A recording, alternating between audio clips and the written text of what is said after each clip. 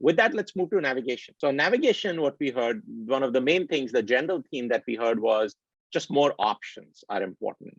And that cuts into multiple different categories. So some of the things that we've been doing are, one, the multiple route options, being able to provide that in your app. So to the extent that the time and the distance is generally equivalent, we can give you 2 or 3 routes, and then you can select which route is the most convenient to you.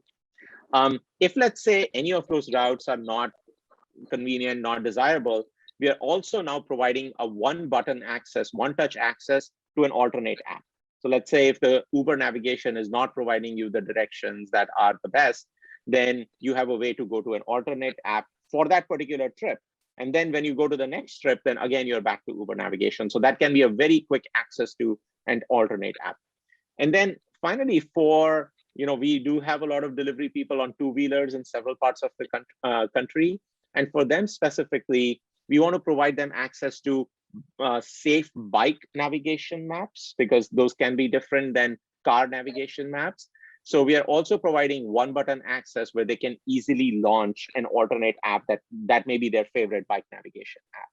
So these are some of the things that we're doing. And in addition, we are also looking at rerouting in the case of congestion. So let's say you're on a route, that's your selected route, but traffic is building up at that point. And it now so happens that an alternate route may actually be better for you from a time perspective. So as long as the distance is not too far off, we would also reroute you. So that's something that our teams are just starting to work on. So I'll stop and I'll just open it up again. And maybe Linnell, let's start with you. Any thoughts on those features and if they'll help you? Oh, I was waiting for this subject. Okay. First off, I said most of the stuff that you've already put in. All right, the only issue I've really had with first, like I said, Uber Maps, conversely to like Google Maps or whatever, is like out here in Austin or probably other states, I-35 is like notorious for like traffic jams or whatever. A lot of times with Uber, I said you really wouldn't know that you're getting into a traffic jam or accident until you're right up on it.